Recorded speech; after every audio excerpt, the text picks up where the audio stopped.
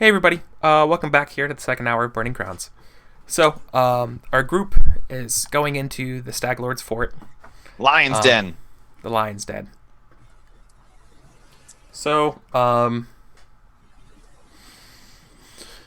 yeah, you guys approach this old fort. You get close to it, and I think the first thing that you get is the smell. Oh, don't tell me they're gross. Well, there are way less niceties compared to, say, Oleg's trading post, right? As far as Oh, nobody has soldiering. They can't dig a latrine. Is that what I'm hearing?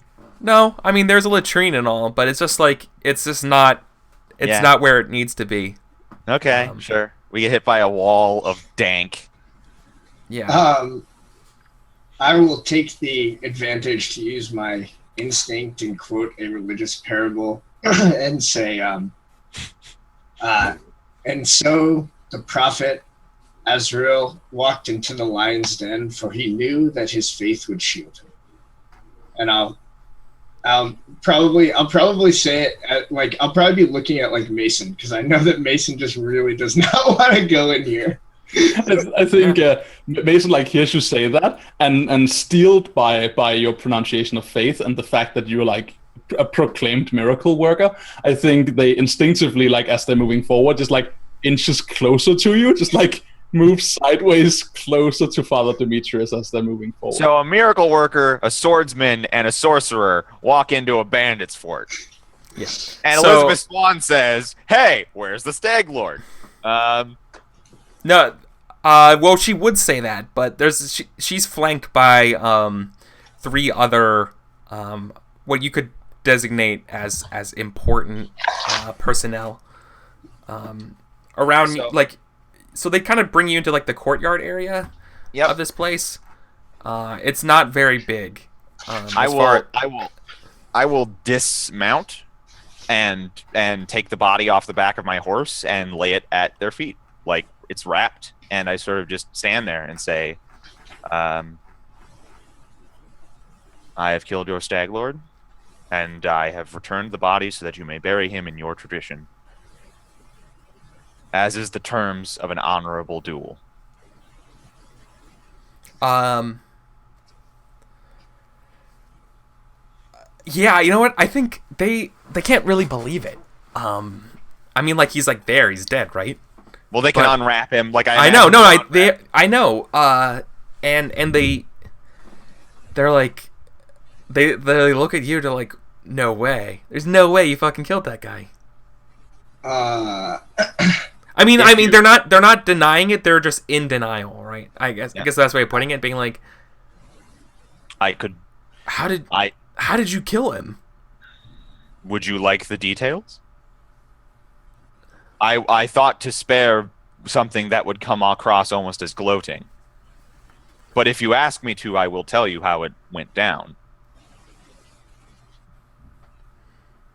No. You know what? No. You know what they do? They say, no. Not now. How about, you guys must have traveled for a while. How about, you have some niceties here? Food? Can we offer some food or anything? You guys are hungry, thirsty? Mason just does a loud sniffing smell, this. No, I raised my hand.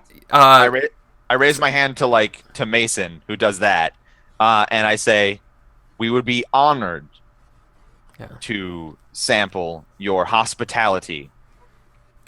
Ox is a great cook, and this huge lumbering dude comes in. It's like, Ox, and oh, he only can say his name. Yay! That's my favorite trope.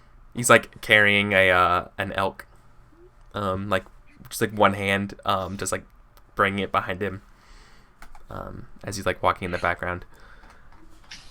So, the other two people with Elizabeth, so one of them he has a big scar on his face. He looks like an older, brevish gentleman. The other person looks foreign, paler skin, black hair, a lot of like tattoos. If you're familiar with anything of Galarian, it has a lot of like gothic, like Ustalavian, oh dear, kind of like skulls and things on him. It looks kind of like medieval punk, I guess would be the best way of putting it. The guy walked out of the mist straight from Castle Ravenloft. Yeah. Right. Tell me, is it crawling in your skin, and will the wounds never heal? Yeah. And they both have like their hands across themselves, like looking kind of like confused. They're not really looking at each other. But they want to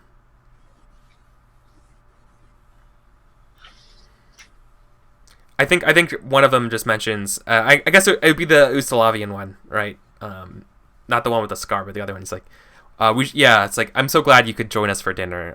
We have much to talk about. Indeed.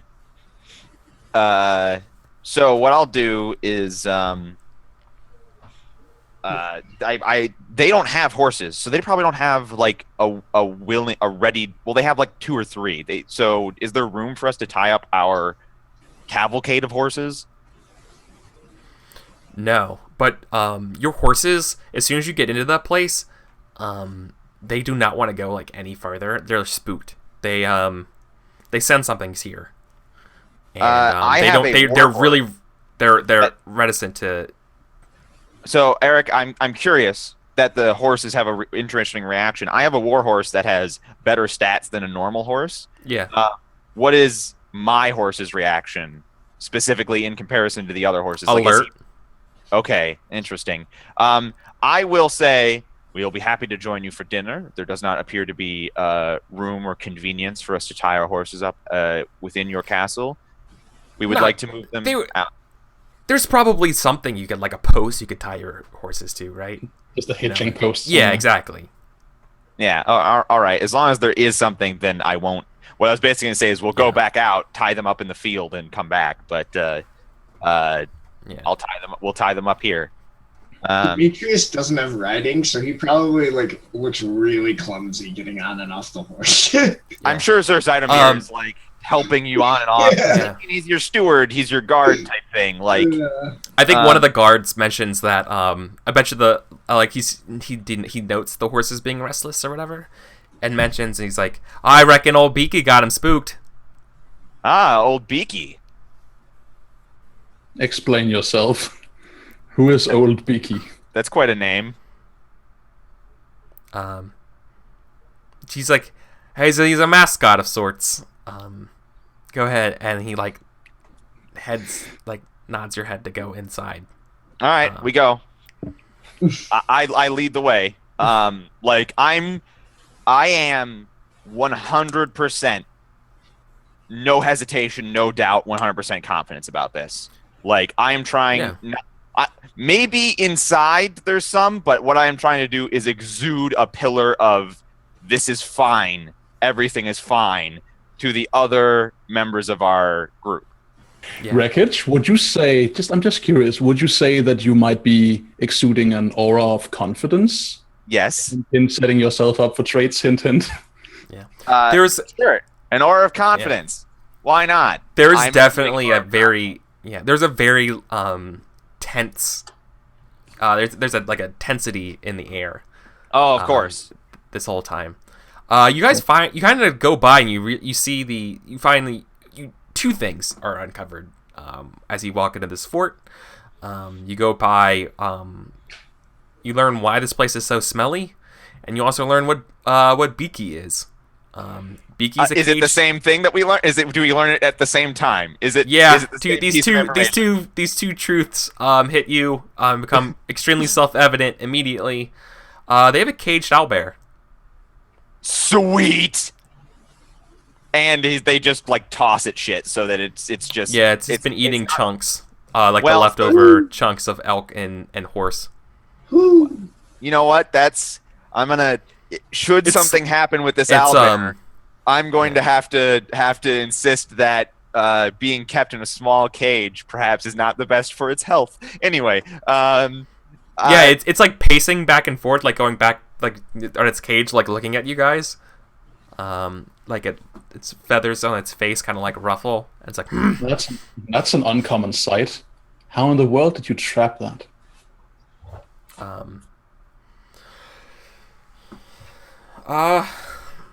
He said it's a well, I think very candidly, I think one of the I think the guy with a scar says that it was a favorite pet of the Stag Lord, but with him gone, I'm not really sure what to do with it. Kind of when Perhaps he should have had that thing fight in his stead.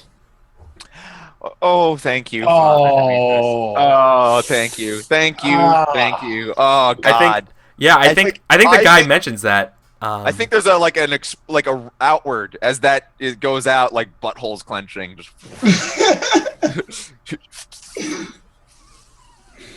What does he say? He's like, I petitioned for that. Oh, well, I would have accepted a champion. Yeah. As we're moving in, I don't mean to really do anything of particular interest with Mason, but I will say Mason is keeping a watchful eye out on the general layout of the compound. Yeah, no, that's good because I think I don't think he was done mentioning stuff. I think it's like they were determining whether or not to bring you guys in here, close the gates, and let old Beaky just sort you guys out in the first place. I, of course, voted to let you guys in and handle this like civilized individuals, but and he says, "Does old Beaky know friend from foe?" Oh, he nods. It's like, it's Beaky is much smarter than your typical creature.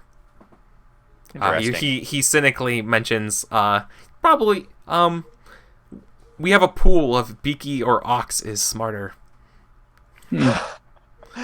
Shouldn't you perhaps worry about locking an intelligent creature in such a small cage? He mentions that it's good for morale, and yes, whose morale? Yeah. It's like, hey, don't disobey the Stag Lord, or we're tossing you to Beaky. That's the type of morale that he's talking about. Yeah. Akros is Mort, by the way. Okay. He introduces himself to you guys. We will. Second, he calls himself. He says second lieutenant, or I guess de facto leader of the bandits. Do they have a name for themselves other than the bandits? Well, I don't think they call themselves bandits. So he's like de facto leader of like the Freemen. Yeah, Freemen. Yeah.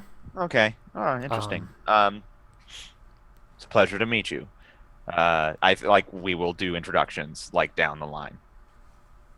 Green Beltiers? No, we introduce the 478 introduces themselves as the 478, and then Father Demetrius, Zidamir, and Mason can choose how they identify what macro group they might say. Yeah. Mason elects to introduce themselves by shrinking as much as possible in the hopes that they won't be noticed.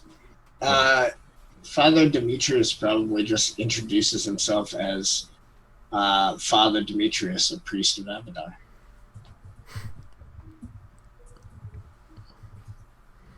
Oh, it's a pleasure to see so many religious folk.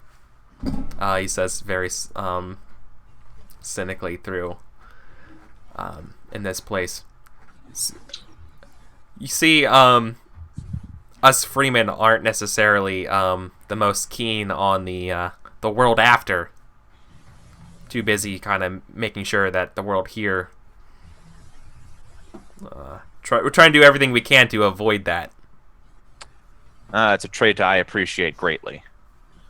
Perhaps you need more evidence of the divine. Father, lives. Father, I'm going to put a moratorium on converting any bandits. It is not what we are here for. Do you understand? And Onan gives you a look like, if you do that, you're going to get somebody killed. Yeah, he just doesn't say anything. All right. I am the law. Well, we are the crime. So I think yeah, I think maybe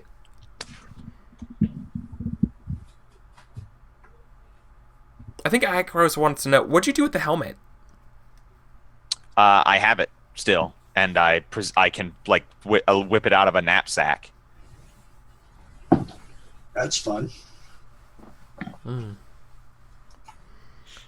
Yeah. So okay, cool. I was just wondering because I think yeah, so they probably bring over some kind of like old like stew. It's not particularly that great, but it's as long as they serve it from the same bowl and eat it themselves, I will also eat it. Yeah, they serve themselves first and eat it, and they're like, see, and then give you guys some bowls of food. And then Ox is like he's proud that he made this. And I will like take a sip, and no matter how good it is, I'll be like, excellent meal, Ox. Yeah. So and then I imagine we're in some sort of dining room now, or maybe not dining room, but like mess. Maybe. Yeah, it's more of a mess hall kind of situation going on right now, and without consulting, sorry. Are we in the keep or outside in the compound? Oh no, you guys are like in the keep now. Yeah. And there's about, I mean, with you guys being about what, 4, 5, 7, 8 people. 6 plus 3 is 9. Actually, 9 people. I'm no 10 because I'm not one of the 6. Right, we're 10 people. That's actually pretty good. We got some good. 10 people. We can do it. If anything happens, we can take down an owlbear, right? We're exactly one group in range and cover. Yeah, and there's. Oh, excellent. Yeah, so like this eating hall is pretty crowded with about 30 so people. Okay. So without consulting Akros or that other guy, the spooky looking dude. Yep. Elizabeth mentions that she's like, well, the group has announced that I will be as second responsible for conducting these kind of talks with you guys. I will be the second, or I guess the de facto leader of the Freemen. So I'm sure you have no doubt some kind of charter or something to kill us. Whatever. I believe your brother sent you a rather patronizing letter along those lines. Yes.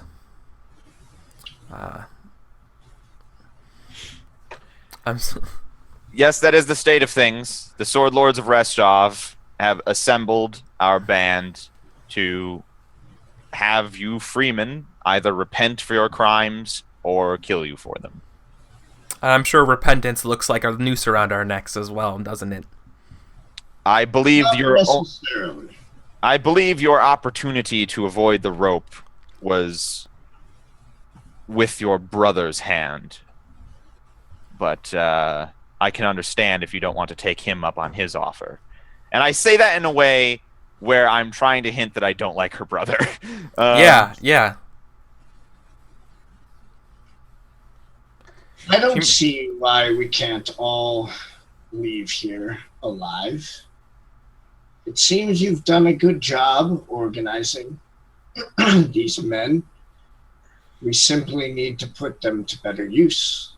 Now, Father, I don't think that's going to get anywhere. I understand what you're trying to be here, Freeman, but you should know that the sickly, bloated eye of civilization has turned its gaze upon the Greenbelt, and with whatever delay that can be brokered, it will eventually subsume these lands.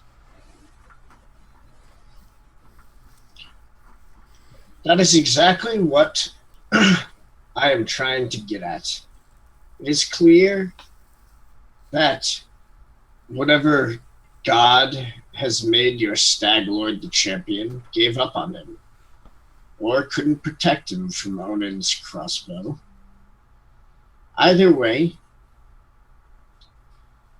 you know that what you were trying to do is over with his death. It's a matter of time. So, you can either be smashed by civilization or join it. I propose a third option. I would go elsewhere. I do not expect you to convert to the ways of law, but there are still frontiers in the world, places where you can still be freemen. That would be my suggestion. If I was you and had your goals and desires, I would not accept Father Demetrius's conversion, nor Swan's repentance, nor my blade. I would leave. To be truthful, though, I did not come here to lecture you about the state of affairs. I came here only to return the body in accordance with a duel of honor. When you proposed that we would sit down and eat and speak, I was quite shocked. And if you have words for us, I would hear them now. It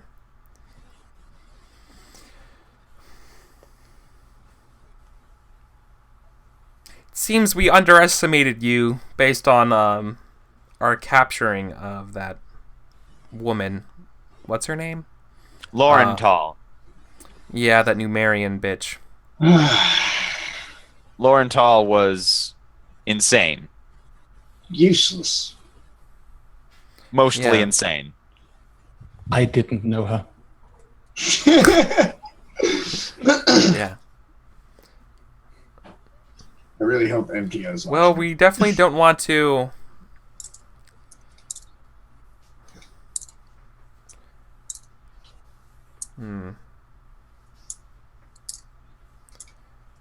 She's like looking over what our options are.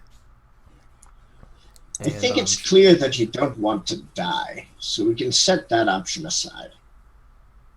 Oh, indeed. No one. How do wants you? to die. How can if we are to leave this place? How can you ensure?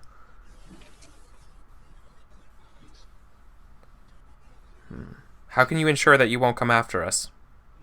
My charter is to invoke repentance or the rope for all bandits within the Greenbelt.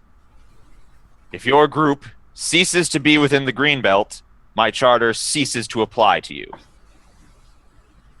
If you find other frontiers, other places where you can be free, and there are such places in this world that are not the Greenbelt, I have no authority or desire to hunt you down.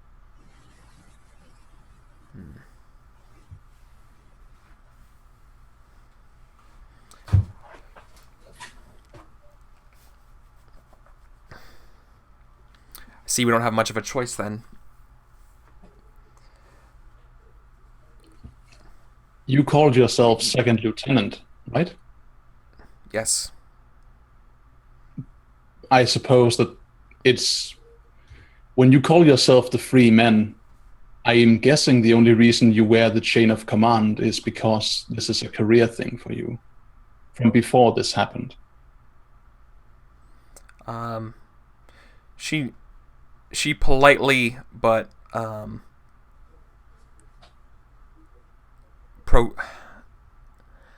she just says, "It's my past is none of your business." Oh, I understand. Just how your past is none of mine. I appreciate it. All the same, then, if it happened to be that your past was thusly inclined, there's Pitax to the east, Pitax to the west, and Mivon to the south. Both countries are in need of mercenaries for whatever reason. I think that is not what they are out here for. Am I wrong in saying that it does not matter what master we could offer you? You desire only to be free of chains of authority? She mentions that there's always chains of authority. Mason nods when she says that. And we're not dumb enough to realize that, but we're also not dumb enough to settle under. We're also smart enough to realize that sometimes we can choose our chains. We can choose our jails. It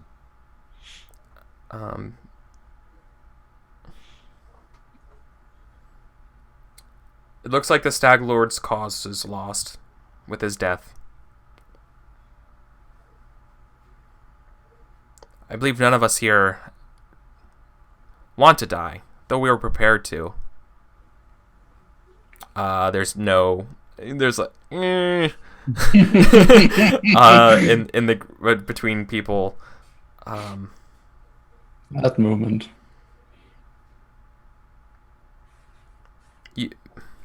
Sir, if you mention Mivan as a place to go, that's possible. Pitax is out of the question. That place is run by a crazy woman. A lot of places are. Many places are ruled by crazy people, but good people can still exist. Well, yeah. It seems like between what's going on in Brevoy, with the Regent, and what's going on in Pitax, seems to be an age of arrogant women taking the lead. I guess myself included. It seems that no matter where you choose, there will be some devil in charge. So perhaps it is best to choose the devil you know and not the one you don't. In this case, the devil you know is me, Sir Onan Solstend, him, Father Demetrius, and your brother, Ronald Swan. She's like, it's like, I have nothing. He's my brother by blood alone. I don't see him as my brother anymore. And it is good that you don't, for he has transcended all earthly plans. Oh, shut up. Are you saying he's dead? I'm questioning you to Demetrius. Yeah. Are you saying my brother's dead? Father Demetrius is a priest of Abadar, cult of the apocalypse. He believes that your brother, Sir Ronald Swan, is the chosen one of Abadar, come to bring civilization. My brother, a chosen one of a religion, is what she says. Yes, uproariously. Exactly. He's begun to read the book of Abadar for the first time in his life. He's letting it get to his head. The boy couldn't stay awake in church. I'm genuinely laughing with her. Like, yeah. I'm laughing at the absurdity of it as well. I offer like the credulous voice in this case, where I'm more like curiously asking Demetrius to like be the counterpoint to that conversation. I'm like, well, is that why so many dignitaries were there to see him when I arrived? The faith has decided to investigate, but the path has been shown to me. And as much as Onan would like to dismiss it, he himself has seen the power of my miracles. God works his hand through me, and he has pointed me in your brother's direction. Yeah. I think Akaros would mention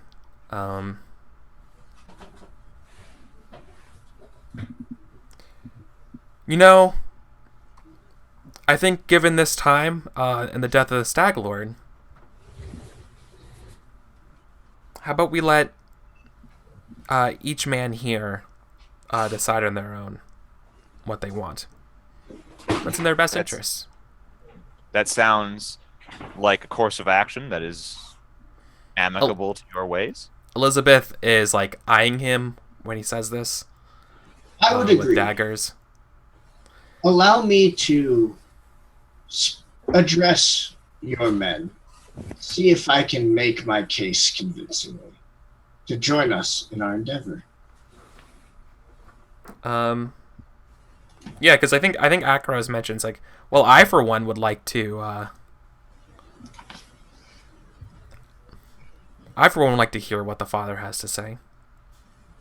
You know, there's a chance to return to Brevoy.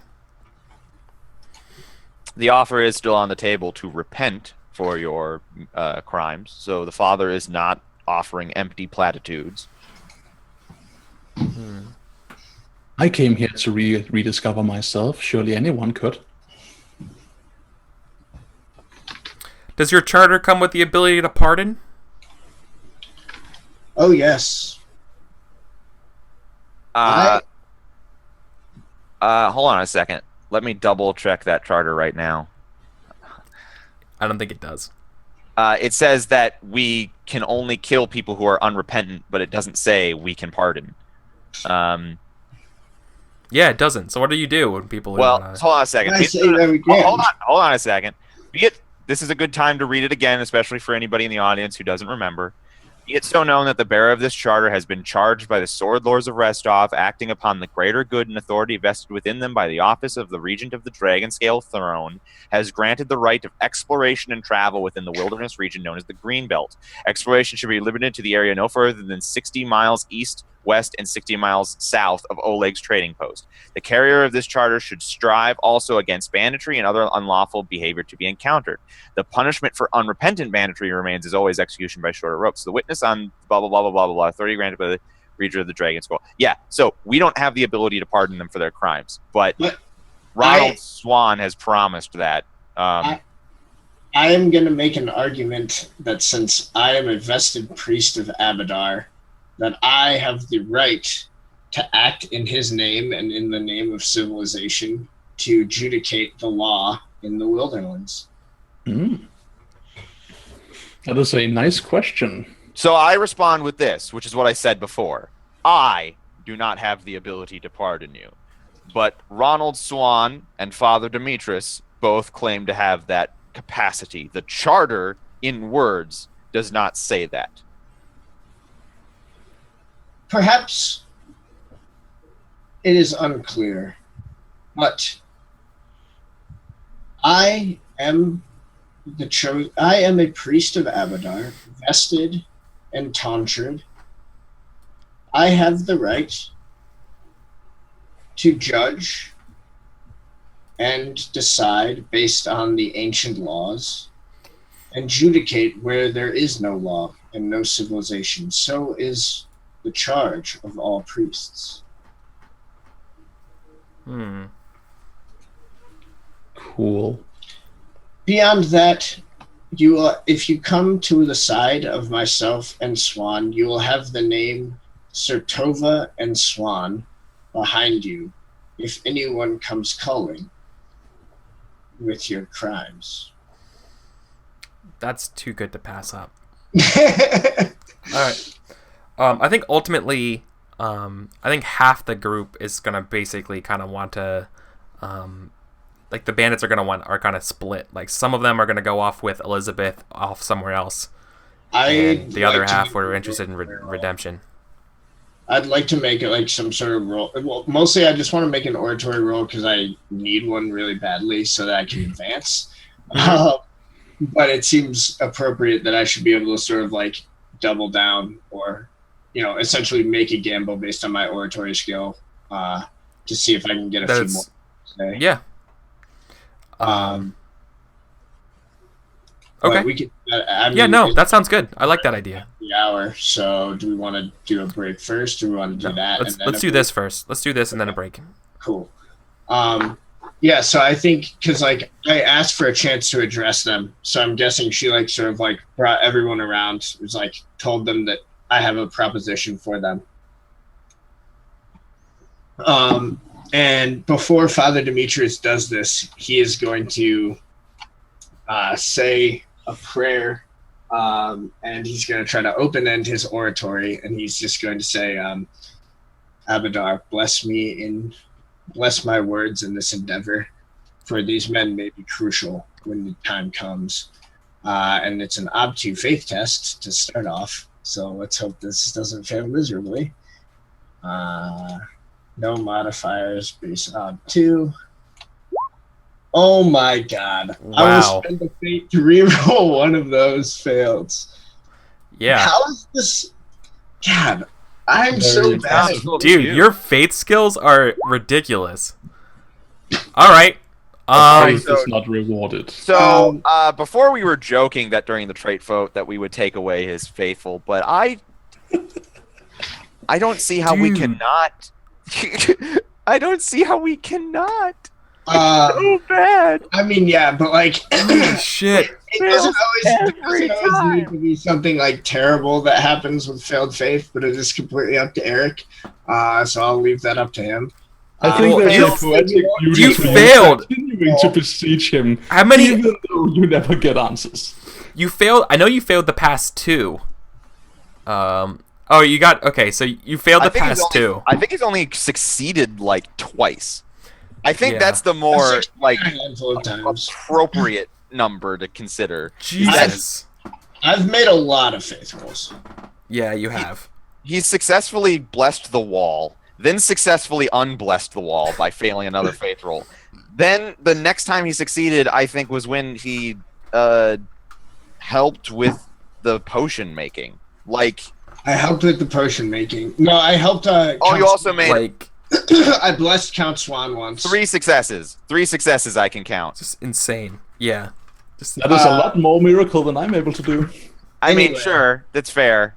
I mean, like, that's the thing is, like, miracles are frequently not successful, but it's up to Eric. I'm just hoping he doesn't take away the next roll. That's all I want. No. Well, Eric, what's up? I don't know, man. What did you broke my crossbow last time? Now what? This is his oratory.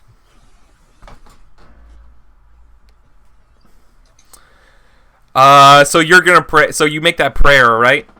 Yeah, it's just like he sort of like says it under his breath. You know, he just kind of like prays all the time. You know, like he's just like a faithful priest. Like whenever he's doing something, he just kind of like says like a little prayer. But yeah, apparently this time something not so great happens. Maybe. Yeah. You know what happens? You hear, I guess you would...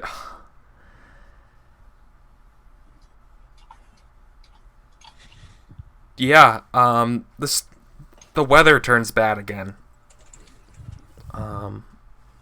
Lightning, you hear lightning crashes. Okay. You hear lightning... You hear lightning strike, like super loud. It's almost deafening near you. I can spin this. So that's all you know right now. Over the wind and the rain, like the wind is like beginning to pick up, and it's like Demetrius is like in his finery, so he's probably got like vestments with like gold inlay, and I think it's like still like very much like grays. Yeah. But it's like different like tones, like gray tones, and like very like well cut and fancy looking. Like, by the way, like how close this thing, like the foundations of this place like shook. How close that yeah thunder was. and the wind is blowing, and he points to the sky, and he says, over the storm, he says, "Hear the enemy in this land as it rises. We have struck down the Stag Lord. We have shown that his power is nothing before the arm of civilization. We have the sword. We have the powers of the divine and the magics wrought by this great sorcerer." And he just sort of like points at, you know, waves over to Mason. Oh shit! No, dude, no. Just like in ancient times, when the forces arrayed against civilization rose, only to be smashed down before the great structures and the great conquerors of old, so too shall a new champion rise. Join us, and survive what is to come, or let the storm blow you away, and be blown away with it. And I would like to make an oratory roll. Yeah. And I would hope to fork in some things here. Let's see here. What do I got? I got Suasion. That's 3 here. Going in. I can throw as many as I need because I need 1 routine test to advance to B4. So I'm going to throw everything I can at this. You called me out, so I feel obligated to help you as best as I'm able. So as you like round off what you're about to say, Mason like swells a bit under the comment like, look at this great sorcerer, and they're like, yeah, damn right I am. This is true. All of this is true. And I comment like something like, the Kingfisher is in the perfect position. The red planet can be seen in the skies at night. This is the time for new beginnings. And I'm helping with astrology. Okay, so I have 1 open-end dice. Well, strictly speaking, this is I will leave that up to Eric. But I want to assist with astrology. Whether or not that will allow him to fork on the open-ended quality, I will leave that to you. No, I'll let you fork with astrology. Cool. So here's what I would like to use. So I get 1 for astrology. I would like to fork in religious history, suasion, civilization-wise, and then this one might be a bit of a stretch, but falsehood, because like he knows that like he just like failed to like get call in a miracle, and like he's just trying to totally like spin this storm and use it to help him. He's basically like blatantly lying. Yeah, no, actually, I like that. I like that a lot, actually. Okay, so that's 1 aid dice, 4 forks. I really don't want to fail this one, so I'm gonna also use one of my persona. And base obstacle 3. All right. There we go. There we go. Yeah. No, the people are all about that. And my oratory advances. Cool.